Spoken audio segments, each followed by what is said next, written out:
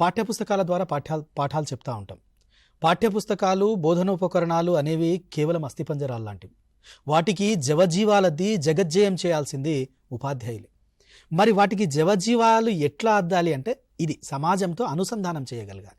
సమాజంతో అనుసంధానం చేయకపోతే మనకున్నటువంటి సిలబస్ ఏదైతే ఉందో, పాఠాలు ఏవైతే ఉన్నాయో అవి అలైన్మెంట్ కాకపోతే ఏం జరుగుతుంది అంటే పీజీ ఫిజిక్స్ చేసినటువంటి విద్యార్థి కూడా ఈనాడు ఇంట్లో ఫ్యూజ్ పోతే పెట్టుకోలేకపోతున్నాడు.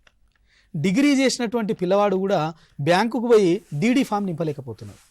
విద్యార్థులు ఇప్పటికీ కూడా వాళ్ళ ఇంటికి ఎవరైనా చుట్టాలు వస్తే పిల్లలు కొంతమంది పారిపోతారు, ఇంట్లో బయటికి వెళ్ళిపోతారు, లోపలికి వెళ్ళిపోతారు పిల్లలు. అంటే వాళ్లకు ఈ సమాజంలో ఉన్నటువంటి వ్యక్తులతో ఎట్లా మెలగాలి, వాళ్ళతో ఎలా వ్యవహరించాలి. ఎందుకంటే పాఠశాల అనేటటువంటిది సమాజంలో ఒక భాగస్వామ్యం, సమాజంలో ఒక భాగం. ఇల్లు అనేది కూడా, కుటుంబం అనేది కూడా సమాజంలో ఒక భాగస్వామ్యం. కాబట్టి సమాజంలో భాగమైనటువంటి ఇట్లాంటి విషయాలు ప్రత్యేకంగా ఉండొద్ది.